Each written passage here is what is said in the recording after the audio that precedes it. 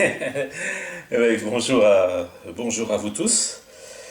Ça faisait un petit bout de temps que vous me demandiez, enfin vous les lecteurs, de faire un petit point sur tout ce que j'avais écrit, surtout aussi sur pas mal de choses quoi. Et vous vouliez me poser des questions par rapport à par rapport au bouquin que j'ai écrit et que vous avez lu. Et je vous en remercie d'ailleurs. Par où commencer? Donc comment on va faire? Donc déjà on s'est donné rendez-vous. Donc merci d'être ici. Je ne sais pas quelle heure il est en métropole, enfin peu importe. Ben voilà, je suis là. Donc comment ça va se passer? Ce qu'on va faire, c'est qu'il y a une ligne qui a été ouverte. Moi, je vais recevoir les questions. Enfin, je crois que vous me voyez. Hein, si vous- Moi, j'ai mon ordinateur à côté de moi qui va m'envoyer les questions que vous avez à me poser, mais petit à petit. Je vais tâcher d'y répondre du mieux possible. Et surtout, enfin bon, ce que je vous demande, c'est que si vous me posez une question et que quelqu'un d'autre veut me poser une question similaire, ou vous squeezez la question ou vous m'en posez une autre. D'accord. Maintenant, si vous m'autorisez, je vais enregistrer tout ça. Je vais le diffuser sur un réseau, quel qu'il soit. Et puis voilà, enfin bon, comme je vais écrire vos questions, moi elles vont apparaître sur mon écran, elles vont apparaître aussi, je crois, sur la vidéo. Je vous demanderai simplement d'éviter peut-être de faire trop de fautes. D'accord. Pour les personnes qui écriraient éventuellement de l'étranger, qui seraient en ligne, parce que là j'en vois qui. Ah oui, voilà, ça vient. J'en vois qui arrivent. euh, Écrivez soit en français, soit en anglais. Le reste, c'est pas la peine. Éventuellement en bourguignon ou en patois bressan si vous voulez, mais le reste, c'est pas la peine. Ok, ça marche. Bon, alors, on va commencer par la première question qui est arrivée. Ah oui, un truc. Euh, Votre âge, je m'en fous. Marquez juste votre prénom, puis éventuellement d'où vous écrivez. Juste ça, ok. Allez, on y va, on y va, on y va. Alors, question. Ah, bah celle-ci, je l'attendais plus ou moins. Question sur le bouquin La Vengeance du Lac. Une question de Elodie.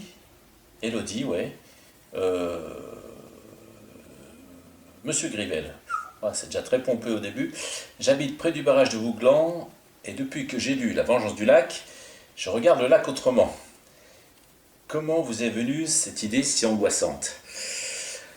Comment est venue l'idée angoissante? Non, c'est pas une idée angoissante, c'est la réalité. Non, c'est venu, l'idée du bouquin est venue suite à, mince, comment ça s'appelait? Une émission d'envoyé spécial qui parlait du barrage de Vouglan et de tous les risques que ça allait causer s'il venait à péter, à exploser.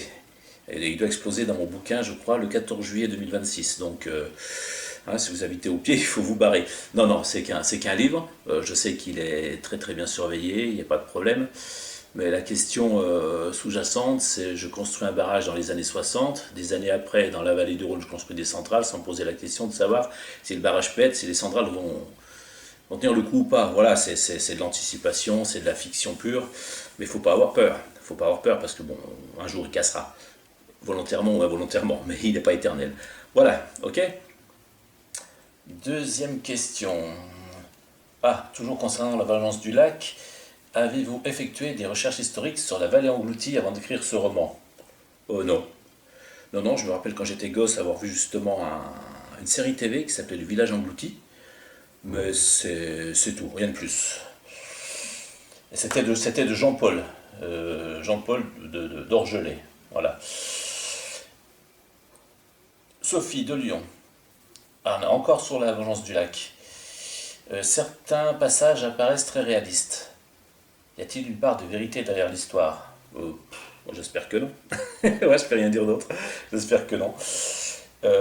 Nathan de Besançon. Ah ben, le barrage, il vous a plu celui-là. Pourquoi avoir choisi Vouglan plutôt qu'un autre lac français? Parce que je connais le site, j'y suis déjà allé plusieurs fois. Et puis, enfin, ce truc me fait flipper, quoi. Ce grand mur me fait flipper. On se bat aujourd'hui contre les... Puis, enfin, je veux dire, pas on se bat aujourd'hui contre les éoliennes, c'est moche, c'est moche. Enfin, je suis désolé, le barrage de Mouglan, il est hideux, quoi. Ce gros mur entre deux vallées comme ça, je pense qu'à l'époque, point de vue environnemental, ils ne sont pas trop posés de questions. Voilà. Alors, encore d'autres questions qui arrivent. Le logiciel a l'air de fonctionner. Ah, Potter Repimpon. Oh bah, oh, ok, Potter. Oh purée, Potter, il va me suivre longtemps. Mathis, de Limoges. Alors là, je vais dire son âge parce que ça fait plaisir. Il a 19 ans. Je suis ultra fan de Potter au Pimpon. Comment avez-vous imaginé un personnage aussi improbable? Simplement en observant mon environnement, en observant les gens. Voilà, des Potter au Pimpon, il y en a plein. Et je pense que je suis le premier Potter au Pimpon, quoi. Donc il n'y a pas de... voilà, je l'ai imaginé comme ça, à force d'écouter les gens, à force de les regarder. J'ai eu beaucoup d'inspiration quand j'allais au marché dans ma ville natale. Des potters, on va même dire des potterettes, enfin il y en avait partout. Mais je vous dis, moi je suis le premier potter au pimpon, quoi. D'accord. Ah, mais attendez, je suis en train de remarquer que le logiciel classe les questions par thème. Ah, c'est pas mal. Ok. Clémence de Saint-Flour. Bon, je sais pas où c'est. Ah, dans le Cantal. Lequel des enfants repimpons préférez... Non, pardon. Lequel des enfants repimpons préférez-vous écrire? Potter, quoi. Il n'y a pas photo. Ok. Ah, ça bug. Non, c'est bon. Didier de Lille. Ouais, bon, dans Potter, il y a des chats, vous allez comprendre. Le chat Mitterrand a-t-il été inspiré par un véritable animal? Bah oui, par Mitterrand, quoi. Parce qu'il ressemble un petit peu à Mitterrand. Je suis désolé, mais voilà, confus. Ok. Si je réponds trop vite, faites-moi un message en me disant tu réponds trop vite, hein. Ah, Jennifer, Montréal. Pourquoi la mobilette bleue est-elle presque un personnage à part entière? Parce que les mobilettes bleues, mais les vraies mobilettes bleues des années 50-60 sont vraiment des engins. Enfin, tout le monde a connu les mobilettes bleues, quoi. C'était le véhicule de tout le monde, de l'ouvrier, du paysan. C'est pour ça que j'ai voulu rendre hommage à la mobilette et non pas pour me moquer des gens qui ont des mobilettes bleues, bien au contraire. Mais c'est devenu un objet vraiment aujourd'hui un objet de collection. Je trouve ça super. Voilà. J'espère que votre retour image n'est pas trop dégueu parce que moi tout le petit mini studio est installé, mais je ne sais pas si c'est top top. Voilà. Ok, sinon, Yann de Quimper. Ah, ok. Le Corcoï est devenu culte chez les lecteurs. Existe-t-il des dessins officiels de cette créature? Oui, il existe un dessin, et si vous voulez, je le mettrai en... Alors ce que je vais faire, c'est que chaque fois qu'on parle de livres ou que vous avez des questions, quand je publierai le truc, j'essaierai de mettre des inserts. Et donc, vous verrez à quoi ressemble le Corcoï. À quoi ressemble le Corcoï. Je vous prie de m'excuser, j'ai un petit message. Non, c'est un mail, ça attendra.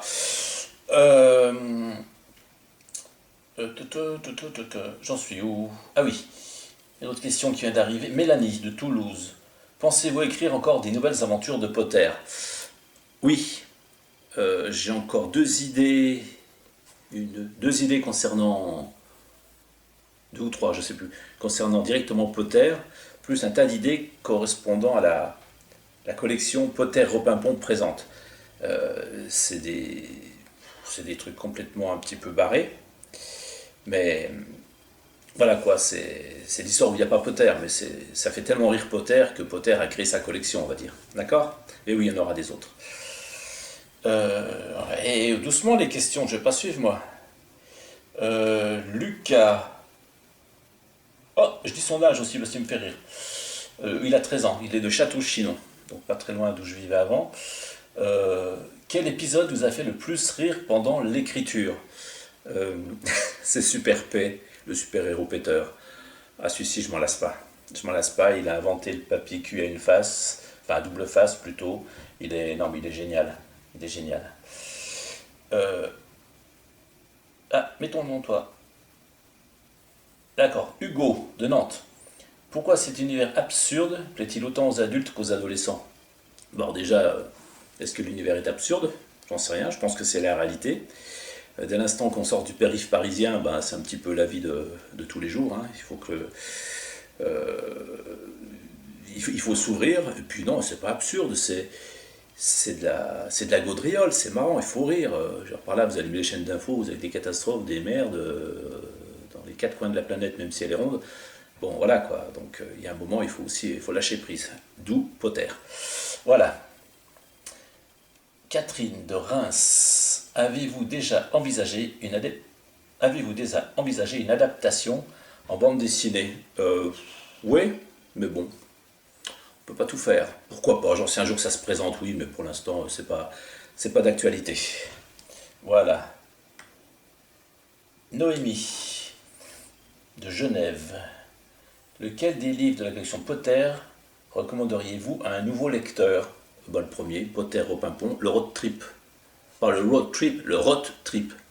Voilà. Voilà, voilà.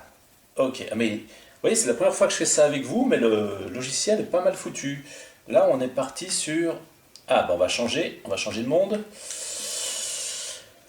Ouais, bon, ça, enfin, c'était à prévoir, mais bon, on va partir sur les ouvrages Station 2 et sur l'ufologie en règle générale. Voilà, ah, puis la question est bienvenue. Et merci monsieur d'écrire en français, parce que je vois que vous écrivez des États-Unis. Bah, je sais pas quelle heure il est chez vous, donc vous êtes levé exprès. Après Station et Station 2, êtes-vous personnellement convaincu que nous ne sommes pas seuls dans l'univers? Bah oui, sinon j'aurais pas écrit tout ça, hein. Si j'ai écrit ces ouvrages, c'est que j'ai été sourcé, tout simplement. Voilà.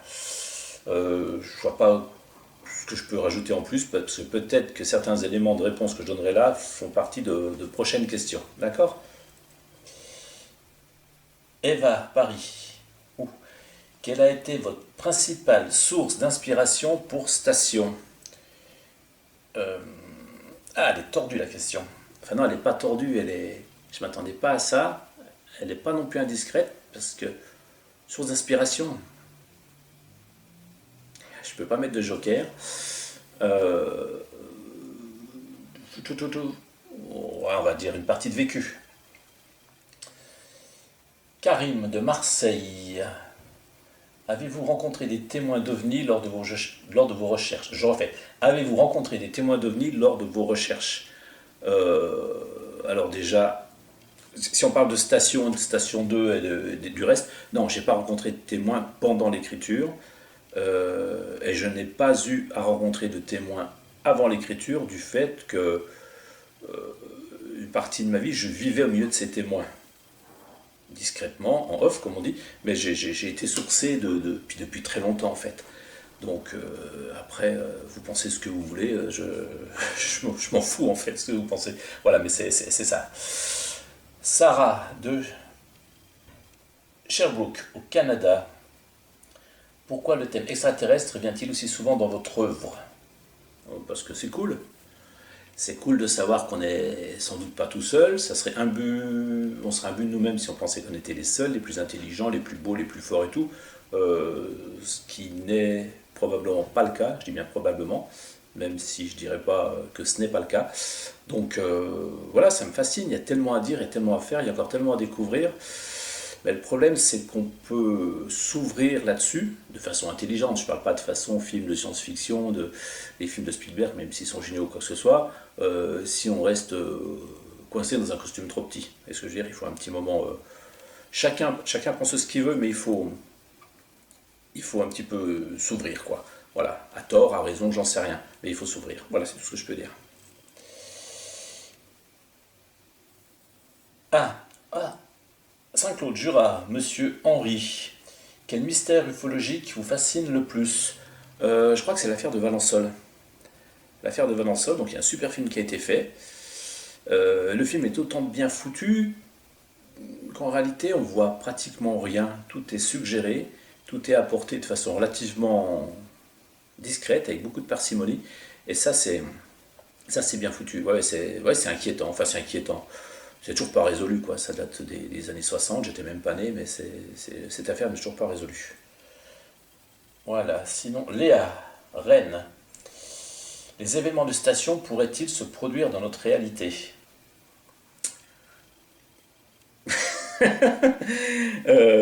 Faut que je réponde quoi? Que quelque part, ça s'est déjà un petit peu produit. Voilà, Voilà. Ok? Ok, ok. Allez, on continue. Ah bah il y en a encore. David de Strasbourg, préférez-vous écrire de la science-fiction ou du suspense? Ouais, de la science-fiction, parce qu'en réalité, euh, quand on écrit de la science-fiction, mais de la grosse science-fiction, ce que je fais pas non plus, on peut projeter les choses tellement loin que si vous plantez, personne aujourd'hui sera capable de vous dire si vous avez raison ou tort. C'est l'avantage de l'ASF, voilà. Donc l'ASF, on va dire. Morgane, j'ai le sondage aussi parce que c'est une petite jeune, c'est sympa que des petits jeunes lisent ça, de Paimpol. Oui, Paimpol. Peut-on espérer une station 3? Bon, alors la question va être abrupte, non. Non, parce qu'il n'y a plus rien à dire. D'ailleurs, pour revenir aux stations, quand on me demandait tout à l'heure si c'était inspiré un petit peu du vrai ou du faux, c'est station 1. Station 2 est complètement imaginaire. D'accord? Ensuite, Lune. Ah ben, on reste dans la SF. Lune, la fille de l'écume. De Camille, à La Rochelle. Alors, je ne sais pas si c'est Camille, garçon ou fille, mais peu importe. Comment aider l'inné de Lune? Donc, Lune, la fille de l'écume, c'est l'histoire d'amour universel. Voilà. C'est une jeune fille qu'on trouve sur une plage un jour, fabriquée par l'écume. Et cette jeune fille vient d'ailleurs, mais elle fait comprendre à un terrien, à un auteur, c'est pas moi par contre, que l'amour est universel, quoi, tout simplement. Donc en gros, là encore, c'est une métaphore sur la vie actuelle, sur ce qu'on vit sur notre petite boule bleue qui pourrait être si belle si on la salopait pas. Thierry, pourquoi la mer occupe-t-elle une place si importante dans ce roman? Bah, tout simplement parce que la jeune femme, la jeune fille vient de la mer. Enfin, vient de l'écume de mer, même si elle vient quelque part de la Lune. C'est pour ça qu'il l'appelle Lune. Voilà. Mais non, la mer, non, je trouve pas qu'elle a beaucoup d'importance. C'est surtout centré sur les protagonistes, me semble-t-il. Voilà. Alexia. Ouh, bah pareil, je dis l'âge quand ils sont jeunes parce que ça me fait super plaisir. Alicia, 16 ans, de Saint-Malo. Lune est-elle inspirée d'une personne réelle? Non, c'est complètement de la fiction. C'est complètement de la fiction. J'évite toujours, sauf quand il suffit de parler de moi de façon un peu barrée. Non, je ne prends pas les personnes réelles. Je ne peux pas les prendre à défaut parce que ça se fait pas, quoi. Voilà. Mais non, c'est personne Lune. Patricia Nice, quel message souhaite... Patricia, vous avez fait des fautes. Quel message souhaitez-vous transmettre à travers ce personnage? Bah, je l'ai dit en introduction, l'amour universel. Voilà, tout simplement. Tout simplement. Et il faudra qu'on y pense un jour quand même, hein, parce que ça devient catastrophique. Ah, bah je rappelle que le logiciel est bien foutu, hein. Là, tout est sous contrôle. Alors, le roman 10 821. Ah, de Vincent. Ah, bah de Dijon, tiens. Pourquoi avoir choisi ce titre énigmatique? Après, je veux dire, faut simplement dire, je suis désolé de la réponse, Vincent, mais pourquoi pas? Il faut lire, je ne peux pas tout dévoiler, mais il faut lire. Julie de Tours, est-ce l'un de vos romans les plus personnels? Donc si on parle de 10 821, pardon, non, c'est pas un roman personnel. J'ai jamais écrit de roman personnel, donc je peux pas, non, c'est pas un roman personnel. André de Québec, ah, bah dis donc, les Canadiens sont là. Quel passage vous a demandé le plus de travail? Donc toujours sur 10 821, bon, aucun passage m'a demandé plus de travail qu'un autre, hein. Enfin, dès l'instant qu'il y a des passages de livres qui commencent à me demander du travail ou trop de recherche, ça veut dire que je suis mauvais, je suis pas dans la bonne direction, donc je stoppe. Voilà, c'est pas plus compliqué que ça. Ah, moi qui vous regarde. D'accord, oh, c'est bien. C'est un exercice aussi pour moi. Moi qui vous regarde, Sabrina de Montpellier. Le thème de l'observation est très présent. D'où vient cette fascination? Ah, alors la question est un petit peu étrange par rapport au livre, si vous l'avez lu. Le livre, ça parle d'un... Ouais, c'est encore de la SF, je suis désolé, c'est encore d'extraterrestres. C'est un petit être qui vit sur cette planète et puis qui nous regarde. Et il essaie de nous analyser parce qu'il ne comprend pas comment, sur cette si jolie planète, pourquoi on pollue, pourquoi on se bat, pourquoi on se tue, pourquoi... Il ne comprend pas, puis il se pose des questions. En fait, ce livre a été écrit pour vous amener à la réflexion. Attention, quand je dis ça, je suis pas écolo, je suis pas altermondialiste, je suis rien de tout ça. Moi, je suis apolitique, je m'en fous. Mais bon, il faut quand même faire attention. Moi, je trouve complètement débile. Vous voyez, quand vous voulez acheter une voiture, payer des malus, enfin, si la voiture elle pollue, tu la vends pas, mais tu la fous pas en vente pour prétexter d'un malus qui rentre dans les caisses de l'État. Ça n'a ni queue ni tête. Enfin voilà, c'est tout ce que je veux dire. Florence de Vannes. Quel personnage vous ressemble le plus? Eh ben, si on est toujours dans le moi qui vous regarde, le personnage qui me ressemble le plus, ben, ça serait le petit personnage qui habite ailleurs et qui observe la Terre. Voilà, tout simplement. Ah, alors celui-ci, je ne savais pas qui c'était autant lu que ça, pardon. Ufologia. Pourquoi avoir consacré un roman entier à ce sujet? Et c'est de Marc de Toulouse. Je vous demande 2 secondes, j'ai reçu un petit message. Je vous demande 2 secondes, je ferai une petite coupure après, mais je vous demande, je suis obligé de répondre. Hein. C'est ma petite femme d'amour.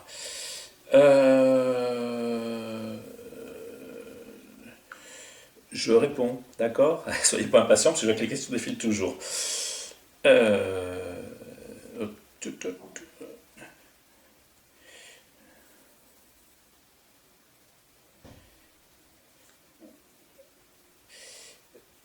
Je reviens, j'ai dit.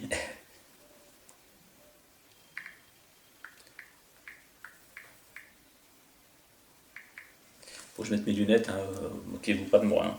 Voilà.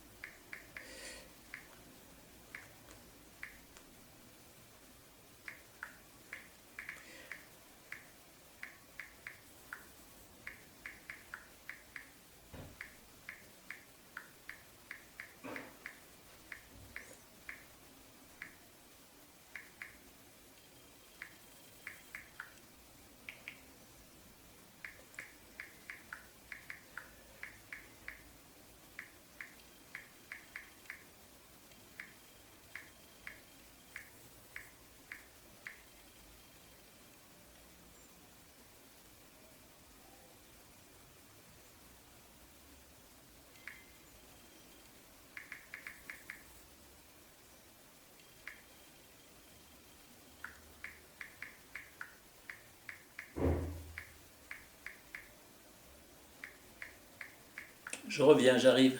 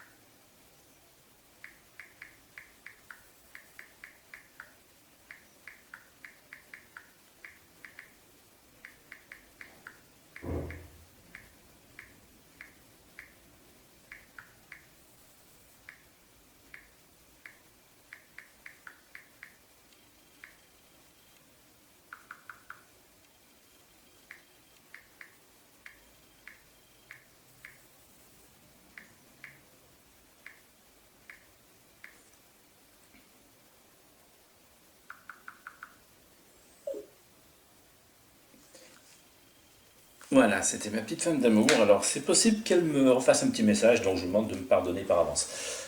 Voilà. Donc, excuse-moi, Marc 46... Oh, pardon, j'allais dire ton âge. J'ai rien dit. Hop, hop.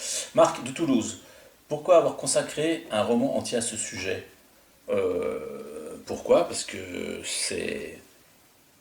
ça reste fascinant. Voilà, et puis je suis pas le seul à faire des romans, si tant est que ça soit un roman, c'est plus des témoignages rapportés à un personnage qui est journaliste. Voilà, qui s'appelle l'XY, pas Z, hein, l'XY. Voilà, Inès d'Alger. Quel auteur ufologique vous ont influencé? Aucun. Voilà, je peux pas dire mieux, aucun. Aucun. Bernard d'Annecy, pardon. Quelle affaire d'OVNI mériterait selon vous un roman? C'est ça? Quelle affaire d'OVNI mériterait selon vous un roman? Euh, je sais pas. Tous, puis je sais pas. Je sais pas. Il y en a tellement, mais j'en sais rien. Honnêtement, je sais pas. Je sais pas. Voilà, je suis désolé de répondre un peu crûment, mais j'en sais rien. Un. Sur le roman, donc on arrive là sur le 23 novembre 1983. Enfin, le livre qui s'appelle 23 novembre 1983. Coralie. Pourquoi cette date précise? Parce que c'est le lendemain de mon anniversaire. Ah, c'est encore ma petite chérie. Je vous prie de m'excuser, mais je dois répondre à ma femme.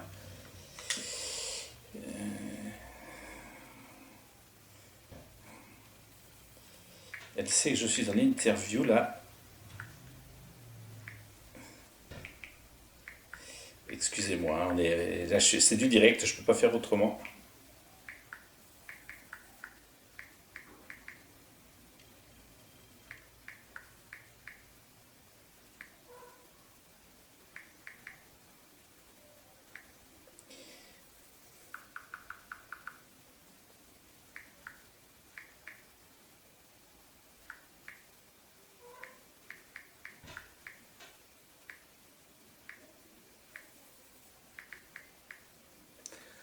Voilà.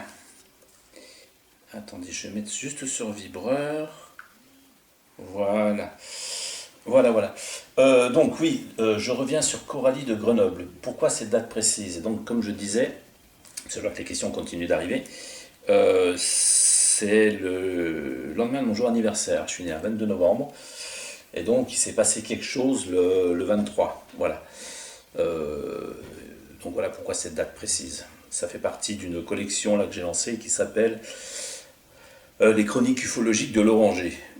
C'est le premier, il y en aura d'autres qui vont suivre. Mais bon, après, vous avez le droit de pas aimer, et puis voilà quoi, c'est. Voilà. Toujours sur ce roman, Romain, combien de recherches avez-vous effectuées avant l'écriture? Bah alors, sur ce roman-là, aucune. Il n'y a pas eu besoin d'aller très très loin, il fallait ramasser ce qui m'était arrivé quoi.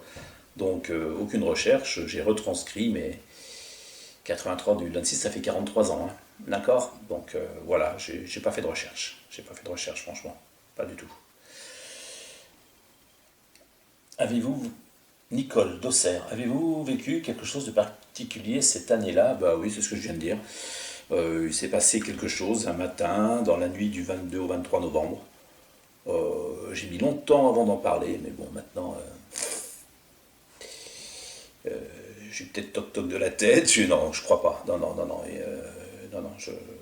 je sais très bien ce qui s'est passé. Une fois de plus, hein, ceux qui sont pas contents, je vais être poli, mais vous savez ce que j'en pense, ok? Ensuite, on arrive sur FYEO. James de Phoenix. Alors c'est drôle, j'ai l'impression que les questions sont traduites par une IA en français. Bon, bah tant mieux. Donc James de Phoenix. Phoenix, c'est un endroit où il s'était passé des choses il y a très longtemps. Pourquoi avoir choisi l'étude plutôt que la fiction pour FYEO? Alors là, FYEO, ce qui veut dire For Your Eyes Only, j'ai voulu mettre un terme d'anglais parce qu'il paraît que ça fait bien ça fait smart de mettre de l'anglais. C'est simplement tout ce qui est fiction, enfin, tout ce qui a une connotation fiction comment dire ça, enfin tout ce que j'ai pu écrire d'une façon relativement fictionnée, quelque part il y a du vrai. Sauf qu'il y a un moment, j'ai dit il faut que j'écrive quelque chose de sérieux. Et FYO, c'est pas une fiction, c'est une étude, mais j'ai mis 2 ans. J'ai mis 2 ans, là pour le coup j'ai été sourcé, je me suis renseigné, j'ai mis 2 ans, c'est pour ça quoi. Je voulais en faire un deuxième, je me suis dit on va arrêter un petit peu de tourner autour de tout ça parce que ça va devenir un peu trop lourd quoi. Voilà. Sinon, Marianne de Lausanne. Donc toujours concernant FYO, quel retour du public vous a le plus marqué? Euh, le retour sur FYO, il n'y a eu aucune, il n'y a rien eu de négatif quoi. Il y a plutôt eu des personnes qui m'ont dit bon, c'est courageux d'écrire ça, faut l'assumer, faut. Voilà, il n'y a rien de retour du public. Après, j'écris pas pour avoir des retours, pour ouais, c'est bien, c'est pas. Je m'en fous quoi. Moi, j'écris, ça me fait plaisir, je propose, vous disposez, ensuite vous faites ce que vous voulez. Hein. Là, je n'ai pas de problème par rapport à ça. Donc, pas spécialement de retour, quoi. Si ce n'est que des gentillesses et des curieux, des gens qui étaient, on va dire, ouverts d'esprit, contrairement à beaucoup. Voilà. Pierre de Chalon-sur-Saône, les sceptiques ont, les sceptiques ont-ils changé votre vision de l'ufologie? Ah, les sceptiques, ceux qui sont enfermés dans leur costume trop court, oh non, ceux-là, moi c'est bon, ça m'intéresse pas. Non, non, j'ai ma vision, j'ai mon vécu, et puis les autres, passez votre chemin. Voilà, je peux pas dire mieux. Ah, on arrive sur... Ah, sur Beretta. Nadia de Perpignan. Félicitations pour Beretta, comment est né le projet? Alors le projet, il n'est pas de moi, il est d'un ami acteur qui s'appelle Alexandre Varga, qui avait le concept dans la tête et qui était pas mal pris sur ses tournages, notamment de la série Cassandre, entre autres et autres. Et il m'a dit, écoute, j'ai ça, est-ce que tu peux en faire un scénario qui est devenu un livre. Ça datait d'avant la pandémie. Donc c'est ce que j'ai fait, puis on a co-signé le livre à deux, quoi, tout simplement. Voilà. Question de Jean à 3, donc toujours sur Beretta, le personnage principal a-t-il été inspiré par quelqu'un? Non, c'est de la fiction pure. C'est de la fiction. Après, s'il y a des gens, ou si vous, Jean, vous croyez que ça puisse être inspiré de quelqu'un, non, c'est de la fiction. De la fiction pure et dure. De la fiction très, très trash, parce qu'on s'approche de milieux un petit peu délicats, mais ça reste de la fiction. Emma de Clermont-Ferrand, là je dis encore son âge, quand c'est des jeunes j'aime bien. Pourquoi ce titre? Beretta, c'est par rapport au flingue qui s'appelle Beretta, tout simplement. Et en même temps, le nom, c'est le nom du personnage principal, sachant que son vrai nom c'est Bariski. Voilà. Donc les gens l'appellent Beretta. Pascal, Damien, une suite est-elle envisageable? Alors sur Beretta, j'en ai aucune idée. J'en ai strictement aucune idée. J'en sais rien, non, c'est pas d'actualité. C'est pas d'actualité. Voilà. Ensuite, Marie Logan, commissaire. Alors de Chloé de Bordeaux. Marie Logan est devenue très populaire, vous y attendiez-vous? Non. Alors je tiens quand même à dire que Marie Logan, c'est une coécriture avec mon épouse. Hein. C'est pas moi seul. Donc il faut savoir équilibrer les choses. Est-ce que je m'attendais à ce que. Enfin, est-ce que nous attendions à ce que Marie Logan devienne très populaire? Non. Non, non, puis on ne fait pas les choses pour que ça devienne populaire, on fait les choses par plaisir. Ensuite, c'est vous qui rendez les choses populaires. Mais non, si on commence à faire un plan d'affaires, un peu comme dans les sociétés, il faut être rentable, machin, oh là là, il ne faut pas faire ça. Non, non. Pourquoi avoir choisi une femme commissaire de Jacques de Dole? Pourquoi pas? Enfin, il fallait bien un personnage. Moi, j'écris beaucoup sur des mecs, que ça soit beaucoup. Étant donné que mon épouse a apporté l'idée, on s'est dit, bon, on va féminiser le personnage. Donc, d'où Marie Logan, quoi. Donc, mais ça aurait pu être un bonhomme aussi. Après, ça changerait en schmilblick. Hein. Mais c'est une femme, et puis il faut savoir un peu rendre hommage aussi aux femmes. Voilà, c'est normal. Aurélie, Danger, quel est votre épisode préféré dans la série? Alors oui, c'est vrai que Marie Logan, c'est une succession de petites histoires, c'est pas un roman entier. Donc l'histoire préférée, l'épisode préféré, j'en sais rien. Pas tous, j'ai pas de... On peut pas préférer quelque chose à autre chose. j'ai des ressentis par rapport à telles histoires, mais non, tous, honnêtement tous. Kevin. Ah bah lui, je dis son âge aussi. Il est de Mulhouse, il a 18 ans. Marie Logan reviendra-t-elle prochainement? Bah là, une fois de plus, je sais pas. Et nous ne savons pas plutôt. Et franchement, là, on est très occupé sur d'autres projets assez volumineux en temps, donc je sais pas. Franchement, je sais pas. Roman Le Piège. Ah, Le Piège. Question Valérie de Rouen. Quel a été le plus grand défi d'écriture? Le plus grand défi par rapport à quoi? Le plus grand défi d'écriture sur Le Piège? Moi, je suis désolé, enfin, il n'y a pas de défi. Non, rien, aucun. Il n'y a pas eu de défi. Si, peut-être le fait de ce qu'on appelle d'une inversion drôle, d'une inversion de valeur, d'une inversion de... Non, non, non, je vois pas. Voilà. Julien, 35 ans. Avez-vous été surpris par les réactions des lecteurs? Alors, concernant le piège, il n'y en a pas eu. Ni en bien, ni en mal. Donc, j'ai pas plus de retours que ça. Là, vous êtes les premiers à me poser des questions. Euh, non, j'ai pas. Après, je sais que vous m'envoyez des mails des fois, mais non, non, non. Le dénouement était-il prévu dès le départ de Christine d'Épinal? Non, non, c'était pas prévu. Ouais, enfin un peu dans la tête, mais de cette façon-là, non. Non, non, non, non, c'était pas prévu. Voilà. Euh, Ah, le troisième œil. Arthur, pareil, c'est un jeune, 22 ans, Avignon. Pourquoi le thème du troisième œil? Ah, le troisième œil, c'est le ressenti, c'est la façon dont on perçoit les choses. Donc là, c'est suite, enfin, si tu as lu le livre, comment, Arthur, c'est l'histoire d'un coureur professionnel de moto, qui est un petit peu tête brûlée, qui a tout vu, qui a tout fait, puis qui a un accident et qui devient aveugle. Il a un accident provoqué par des go-fasters sur l'autoroute. Et à partir de là, son troisième œil commence à anticiper les choses, à les voir, à les ressentir, et il décide de travailler avec les douanes pour les aider à remonter certaines affaires.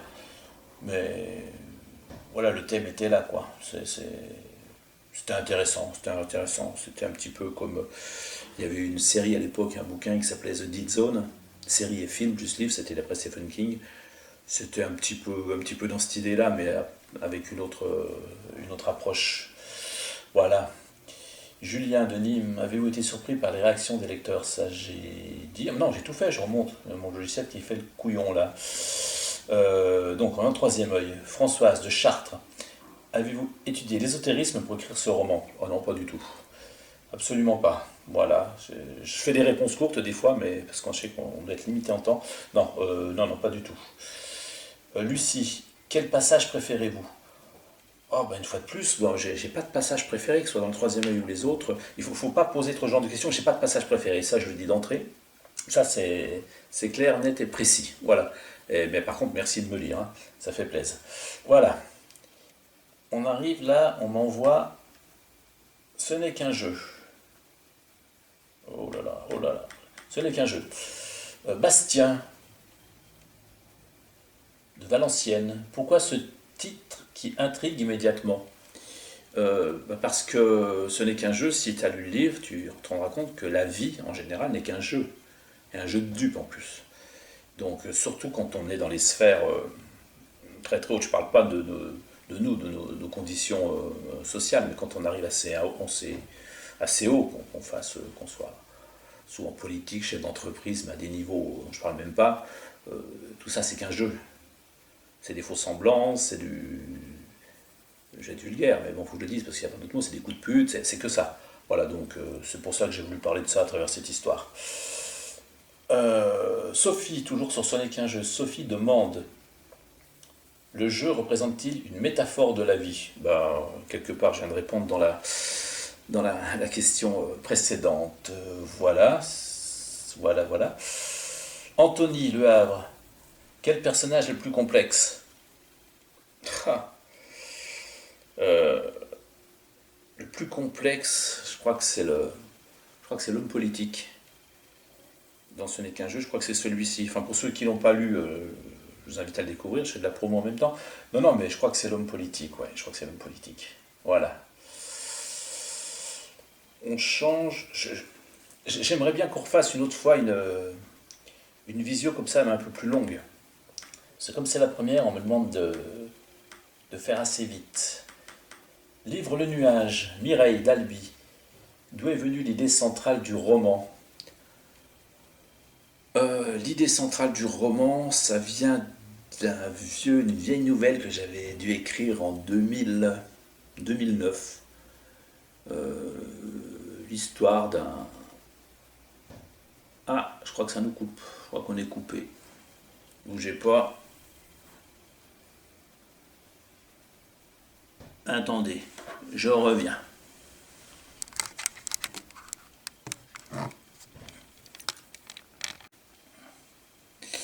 Ah, désolé, on a eu une coupure réseau là. Ouais, j'en étais où? Mireille, oui, devenue l'idée centrale du roman. Comme je disais, je ne sais pas si ça a coupé avant, mais ça date d'avant 2010. C'était une idée que j'avais comme ça d'un espèce de nuage qui choisissait certains humains sur Terre pour leur faire revivre des situations un petit peu délirantes. Voilà, tout simplement. Tout simplement. Damien de Tarbes, le climat et l'environnement étaient-ils des thèmes importants? Le climat et l'environnement étaient-ils des termes importants pour vous? Oh, t'es sûr que t'as lu le nuage? Parce que je parle pas d'environnement dans le nuage, donc je sais pas. Non, non, pas du tout, pas du tout, pas du tout, mais lis-le ou relis-le. Ok, allez, merci quand même, hein. Euh, Ah ouais, il y a une coupure réseau, alors attendez, hop, hop, hop, hop, on va y arriver.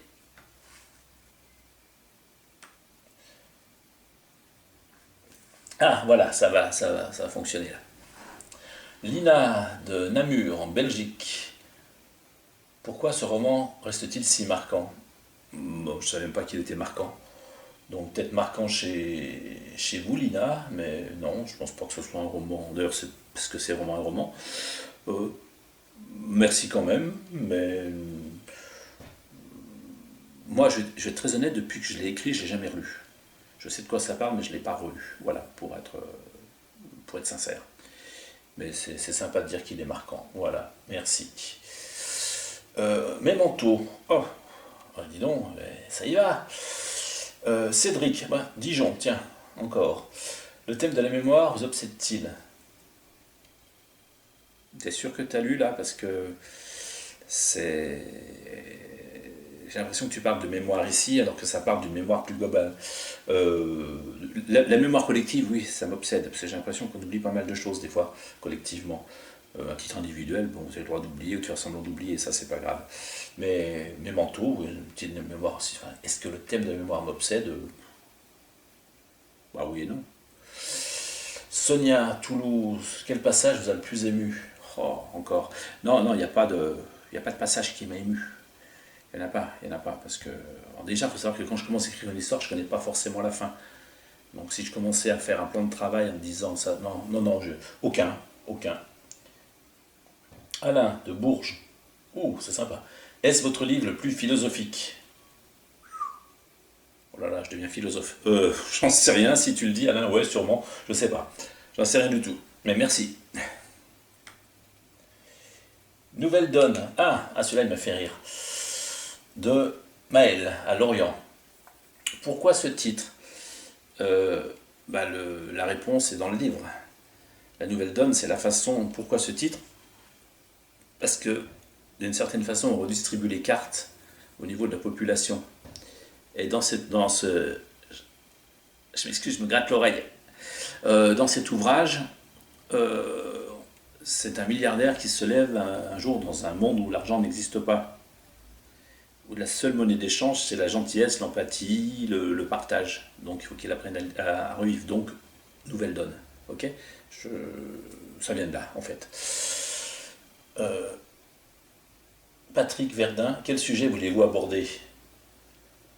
Bon, on va dire quelque part le changement de costume, hein. Je passe de là à là, donc c'est un petit peu ça. Je pense qu'on s'adapte plus facilement à avoir de l'argent qu'à ne plus en avoir du tout.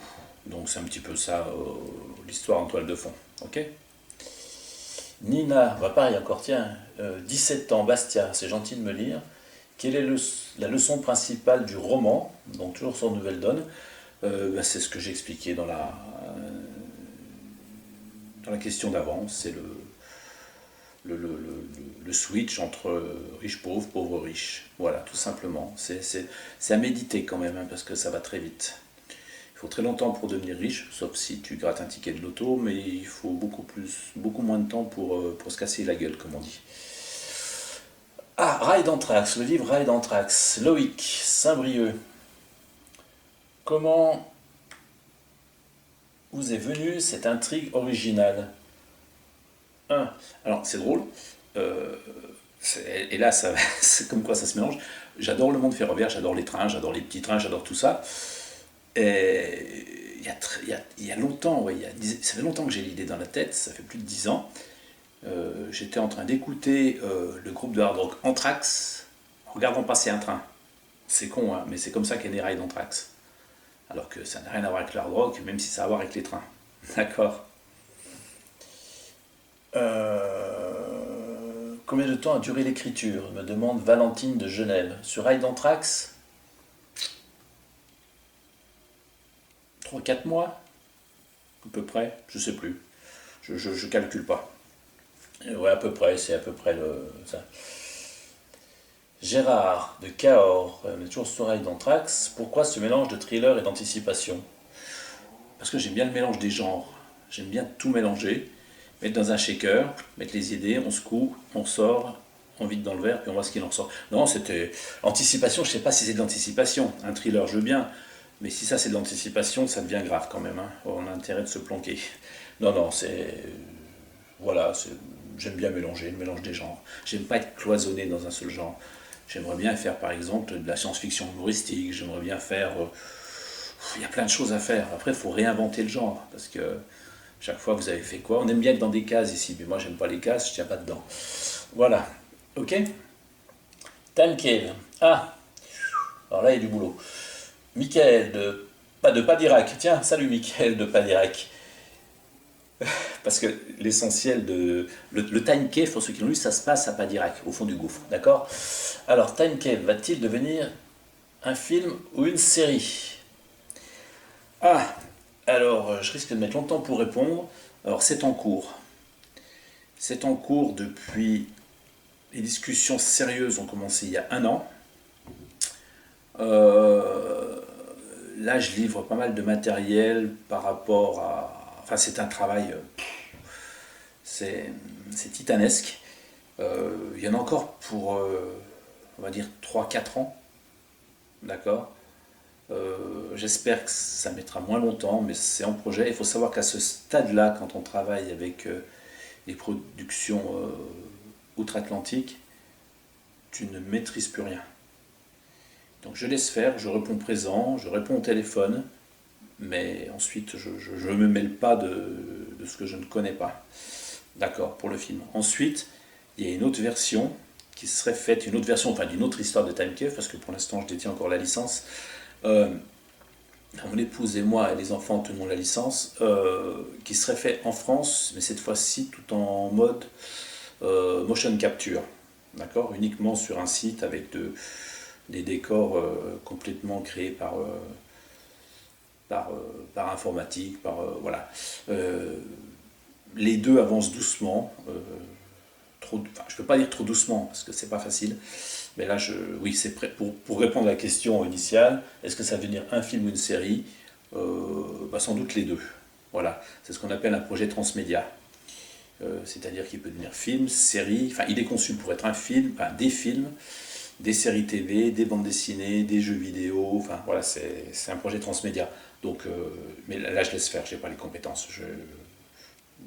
Puis j'ai pas envie d'apprendre à avoir les compétences maintenant. C'est un peu, je ne vais pas dire que c'est trop tard, mais il aurait fallu que ce soit ça il y a 20 ou 30 ans. Il y a 20 ou 30 ans, Time Cave n'existait pas.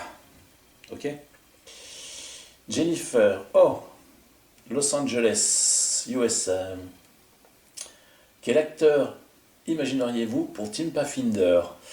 Alors moi, j'ai pas imaginé, mais on m'a suggéré un acteur que j'ai vu il y a quelque temps dans une série qui s'appelait Revenge, et qui a joué dans Roswell. C'est un acteur qui s'appelle Nick Wechsler. Voilà. Pour Tim Pathfinder, ouais, je pense qu'il ferait un bon Nick Wechsler, mais c'est pareil, là, j'ai aucun pouvoir de décision là-dessus, j'en aurai aucun de toute façon, donc... mais ouais, pourquoi pas, je sais pas, je sais pas, je sais pas. Voilà. Pourquoi avoir choisi le gouffre de Padirac, me demande Jean-Marc de Brive-la-Gaillarde. Parce que c'est cool. Alors en même temps, je vais faire un aveu, j'y ai jamais mis les pieds. Ok. Le gouffre de Padirac, oui, d'après ce que j'ai vu, c'est assez mystique, c'est sympa. Pourquoi n'y aurait-il pas un système qui permet de voyager dans le temps, dans les méandres du gouffre de Padirac? Donc le gouffre de Padirac, on va dire que ça fait partie d'un des personnages, pas physiques, mais c'est un personnage de Time Cave. Il n'est pas présent dans tous les Time Cave, d'accord? Mais il en fait partie. Quelle scène, demande Élise de Toulouse, quelle scène rêveriez-vous de voir au cinéma? Une scène sur Time Cave? euh, Oh, bah déjà, c'est compliqué parce que moi j'ai mes propres images, enfin quand j'écris j'ai mes propres images. Quelle scène? Ah, je pense que ça vient, c'est dans Time Cave, dans Tempête virée au paradis des fous. C'est le moment où Tim Pathfinder et Lionel Thibault sont séparés dans le temps, mais tout en se trouvant au même endroit. Parce que d'un point de vue technique, d'un point de vue image, je ne sais pas comment un réalisateur pourra retranscrire ça. Je sais pas. Mais c'est vrai que vous me prenez de court parce que les questions, elles sont sympas, hein, mais je les découvre, hein. Voilà. Voilà, voilà. C'est vrai que je fais toujours des voilà, il ne faut pas m'en vouloir, hein. Yuri, de Moscou. Le personnage de Yuri Berkov a-t-il une origine réelle? Non. Non, non. Même si parfois il y a des personnages réels dans les time caves, ce qui est un petit peu obligatoire quand on... Je ne vais pas dire quand on voyage dans le temps, mais dans le temps.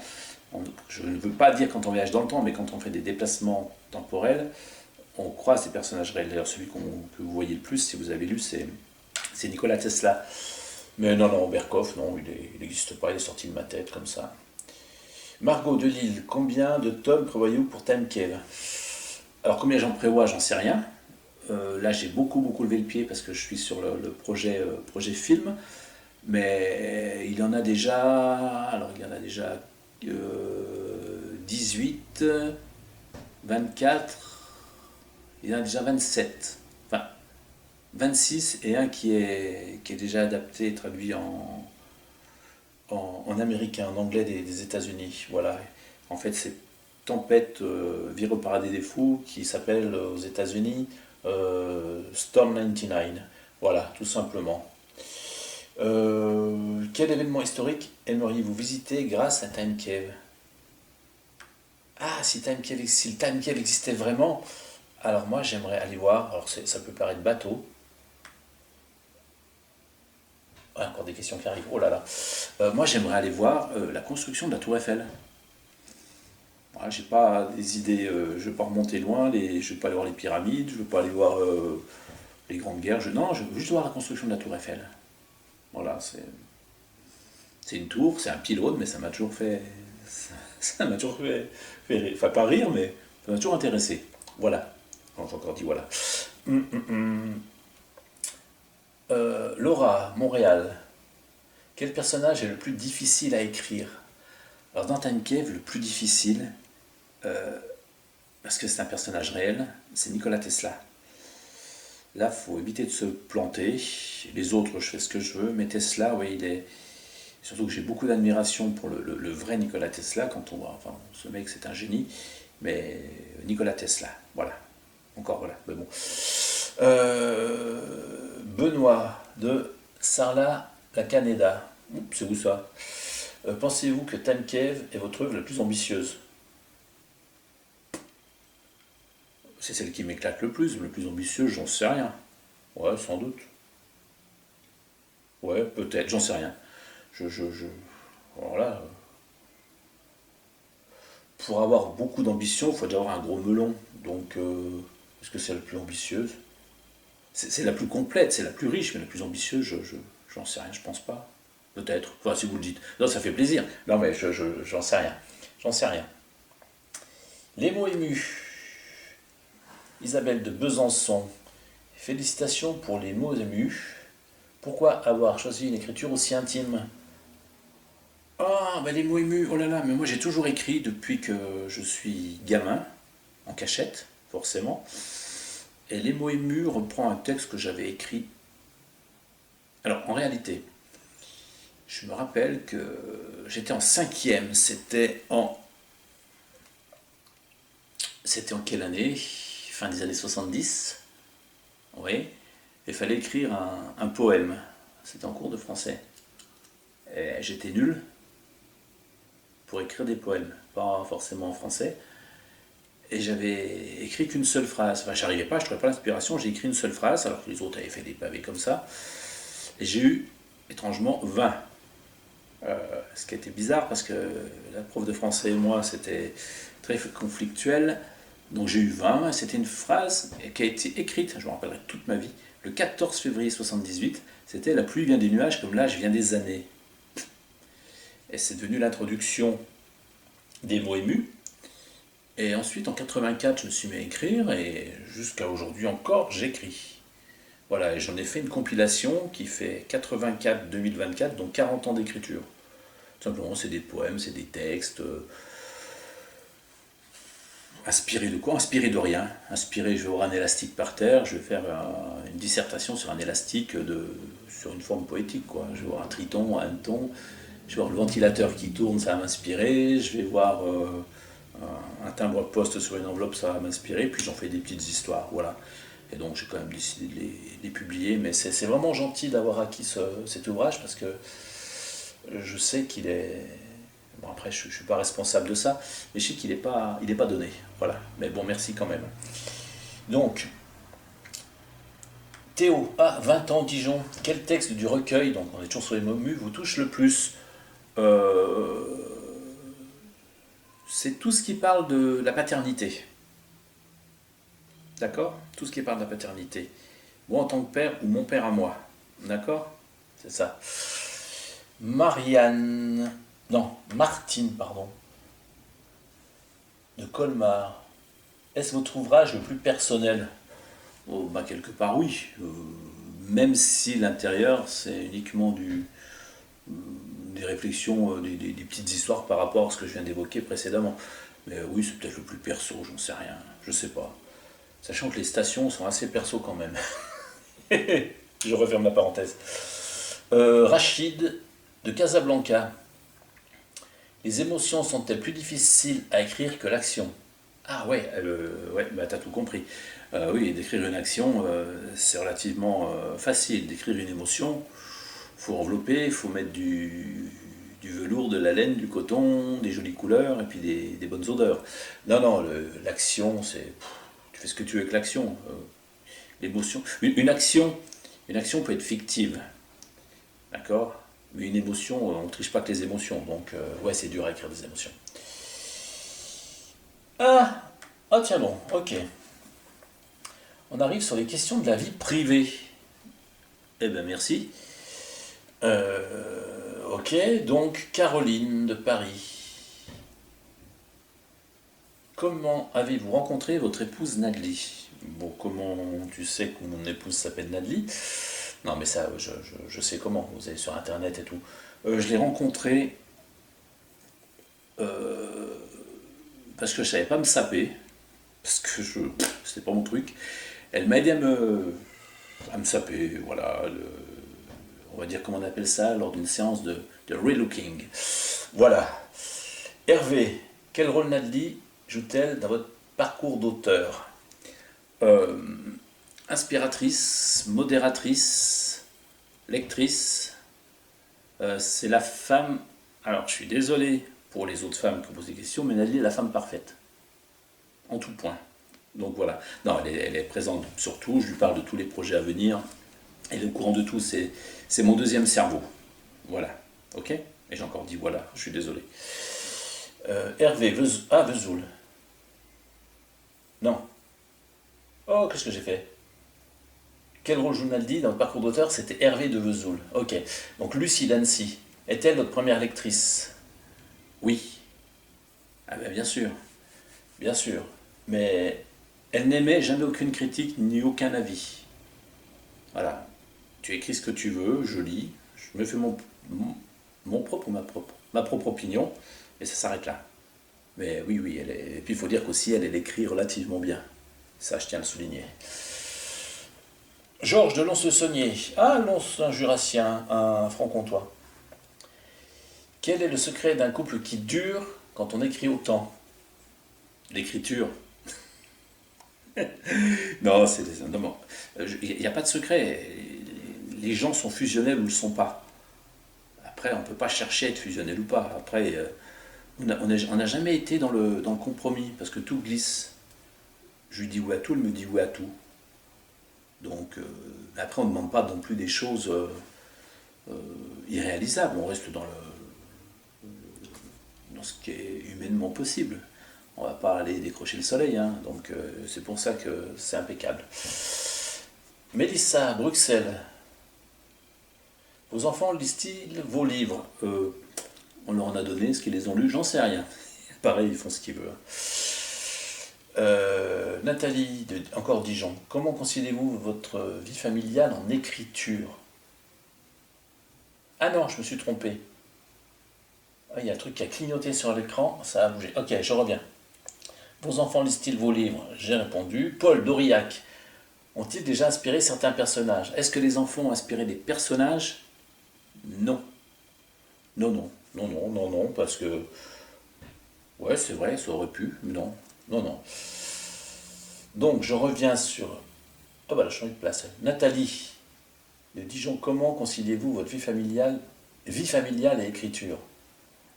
Non, mais tout va bien, on concilie comment? Non, il n'y a pas de... Il n'y a pas d'emploi du temps dans la journée. Donc, non, tout se passe de façon naturelle. Donc, on ne se pose pas la question. Merci pour la question quand même. Steven, de New York. Votre famille, vous êtes-elle dans vos recherches? Ah, ça dépend ce que Steven s'appelle famille. Si c'est la famille au niveau des enfants, au niveau des frères et sœurs, des cousins, des cousines, si c'est... euh, vous êtes-elle dans vos recherches? Oh non. Non, non, en même temps on ne demande pas, puis non, non, non, non, non. Monique, 67 ans. Oh, pardon. Monique Doyona, quel est votre plus beau souvenir familial? Oh, j'en ai tellement. Je sais pas.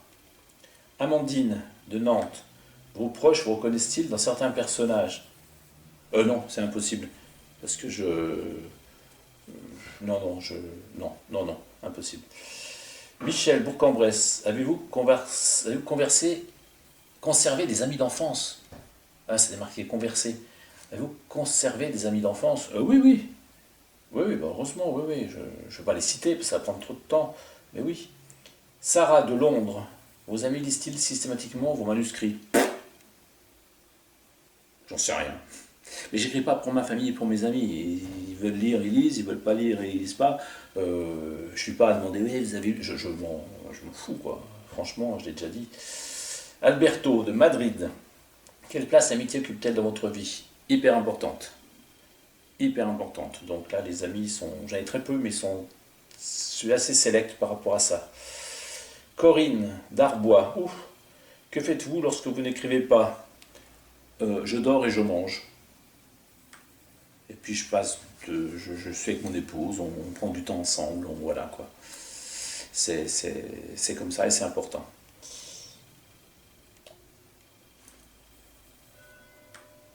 Léo, oh, Saint-Pierre-et-Miquelon. Alors, c'était à Saint-Pierre-et-Miquelon, Léo, t'as 18 ans, mais quelle heure c'est chez toi?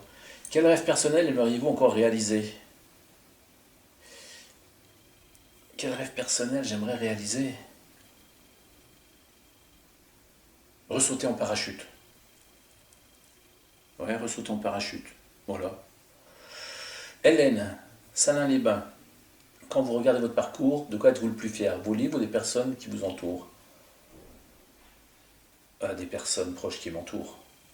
Les livres, c'est que des livres, c'est du papier. Alors que les personnes, ce sont des émotions, ce sont des regards, c'est de l'amour, c'est de l'attention, c'est de la discussion, voilà. Vous comprenez? Ah, ben c'était la dernière question. C'était la dernière, on me dit que c'est la fin. Ben voilà, écoutez, ben merci à vous. J'espère que j'ai répondu, ouais, comme j'ai dit, de façon assez concise, parce que j'avais un temps limité. Euh, on remet ça bah, quand vous voulez, n'hésitez pas, et puis merci de me lire, et puis merci de continuer à lire, et puis, hein, comme on dit, aimez-vous les uns les autres. Allez, à bientôt, au revoir.